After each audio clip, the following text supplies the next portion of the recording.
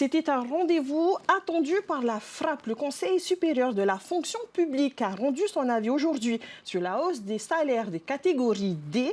Et le vote pour une enveloppe de 252 millions n'a pas satisfait la FRAP qui demande au pays de ne pas en tenir compte au risque à nouveau de partir en grève. Mériteato, Naya Bennett.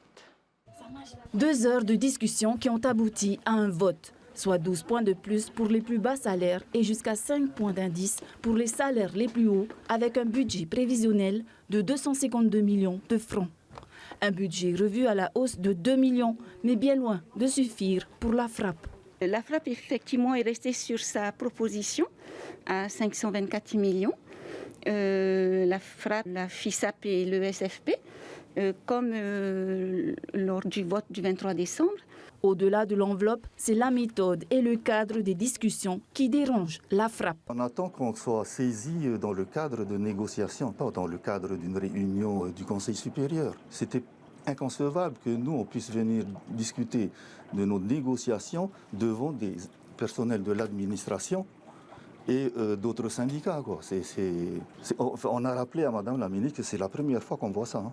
Il n'y a jamais eu de rencontre de ce genre-là. La FRAP soupçonne également un traitement de faveur pour les autres syndicats, en particulier la CSTPFO et ATA, et moins.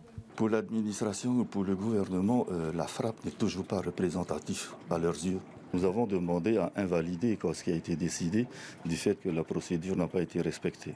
Là-dessus, elle a pris acte, elle prendra des décisions, elle verra avec le gouvernement, avec Moïtei, le président, à son retour.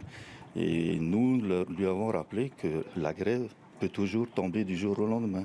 Mais pour la ministre, le vote est bien valide, puisque tous les membres du Conseil étaient présents et qu'ils ont bien tous voté. La FRAP conteste effectivement le vote qui a été réalisé aujourd'hui, parce qu'ils estiment que ce point faisant partie des négociations avec la FRAP ne devait pas passer en Conseil supérieur de la fonction publique, parce que ça concerne uniquement la FRAP et pas les autres syndicats.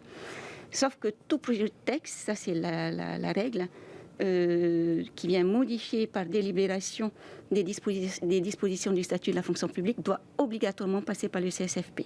Reste à savoir si le Conseil des ministres suivra l'avis du Conseil. Un conseil qui se tiendra à Nukuhiva mercredi 29 janvier. D'ici là, la FRAP n'écarte pas d'activer le mouvement de grève.